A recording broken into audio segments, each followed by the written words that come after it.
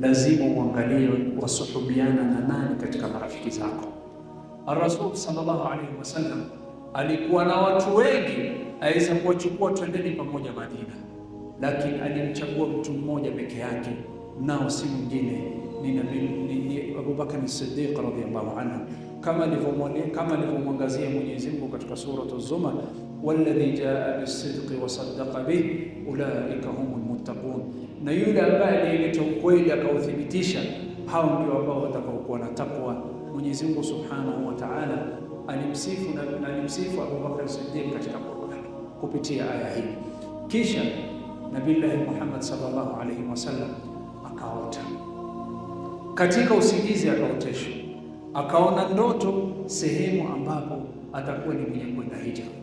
Akamwambia Abu Bakr radhiyallahu anhu, inni uritu dara hijratikum dhata nakhlin baina labatayn. Akasema sallallahu alaihi wasallam, nimeonyeshwa katika ndoto yangu sehemu ambapo utakapohamia tuifanye hijra, ni sehemu ambapo ina miti ya mitende kwa wingi, na ilikuwa baina ya jabali zilizokuwa nyeusi. Wakiangalia wakajua ni sifa ya Madina.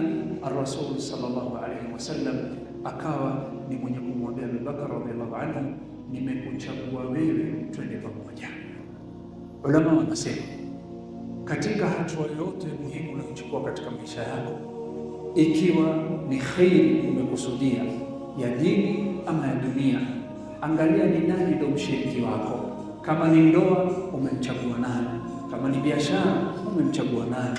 Kama ni kheri ya dini, wataamua kwenda haji, waenda na nani kutekeleza ibada hii ya hija? Ayuha almu'minun, nani ni rafiki yako katika hatua muhimu unayochukua katika maisha yako? Ndio funzo la tatu tunayojifundisha katika hijra ya Bwana Mtume Muhammad sallallahu alaihi wasallam.